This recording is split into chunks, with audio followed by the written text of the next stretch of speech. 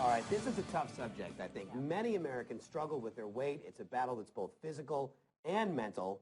One professional athlete turned author believes that he has found the solution to finally taking control of your weight. Absolutely. Steve Seibold is here. He's going to tell us about his controversial tough love approach. He's got a book out called Die Fat or Get Tough, 101 differences in thinking between fat people and fit people. It's good to have you here. Thanks for having me. And we cringed right at the top because we were both like, we're going to say fat Don't people a say lot. fat. Isn't that rude? Isn't that kind of mean?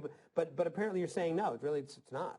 That's part of the problem, is that our society has coddled people for so long about this issue that we've coddled them into obesity, and it's really sad. Okay, and we realize that there's a lot of people who have medical conditions and that they're battling with their weight for that Very reason. small percentage, Small less than 1% right. of people. Then that's not Yeah. who we're referring Tiny. to on this here, right? No, the 99% of us that don't have a medical condition or a psychological disorder. Right. Now, let's back up for 1 second, because you were a professional athlete who started a speaking career, and you gained about 40 pounds to the point where people didn't recognize you, right? I was fat. Yeah, I got fat. I'm a mental toughness coach. Something's wrong with this picture. I talk about this stuff. How did it happen for you? Were you I just was traveling all over the world and not paying attention, eating in airports and all the things that most of us do, and I just didn't pay attention.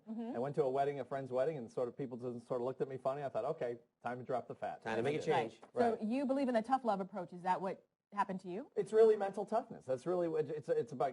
Getting a good diet, exercise program, and having the mental toughness to stick to it. End of story. And again, unless you have a medical condition or a psychological disorder. And that's the thing about the book. The book isn't really a diet book. It's not a book about saying this is how many calories you should have or where your protein ought to come from. It's really a book about life approach. What do you find to be the #1 difference between people who are fit and people who are overweight mentally? We interviewed 500 fit people and 500 fat people. I went to meals with them, and what I found was the #1 thing was that the fit people eat for health. And what I was eating for was fun, for pleasure. I'm eating the Doritos, got on my stomach, feeding them, not even thinking about the pizza and all that. It's easy to do. But these people really eat strategically. They have the salmon, they have the sauce on the side or whatever, the salad, and they're thinking about this all the time. They're very conscious of it, where I think the rest of us are not. So there is a big difference in the way that you think, and that's where you start off with. It's like they're living on a different, a different planet. Almost. Okay. Yeah. How do you change that? I mean, I know that I do some of that. I think, well, you know what I'm going to do tonight? I'm going to have pizza, and I look forward to it, and I think about it all day, and I'm eating for gratification. And sometimes unconsciously, like I'm totally full, but I'm still eating.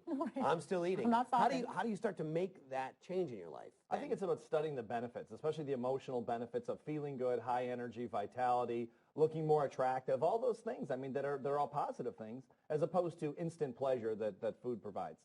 One of the things, you got to exercise. Some people love it, some people hate it, but you say in your book that we shouldn't look at exercise as a burden in our life. Right. It should be really part of our lifestyle. And it's only 20% of the equation. Diet is 80% for sure. But exercise obviously is key, and we all should be in that habit. Okay. And dieting should not be a drudgery. Yeah. And I think most people think I think most people's mental approach to dieting is that it's a chore, that it's a negative. When they think about dieting, they think about it like they're being punished. Right. But you're saying we've really got to change how we think about it. Yeah, that's where mental toughness and critical thinking really come in, where we change our thoughts to serve our own best interests, really. What's something people could do today? What is something that, so our viewers at home are watching, what is something they could do today to improve that mental toughness that you're talking about and to start making fundamental changes in how they approach food and their weight and thinking about how they live?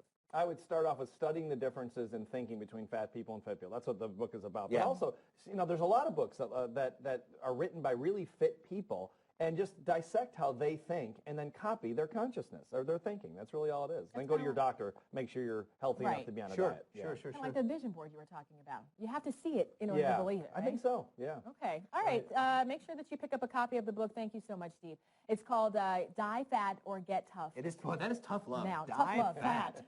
Right. That's or pretty. Get Fit. All right, coming up. Great. Wow.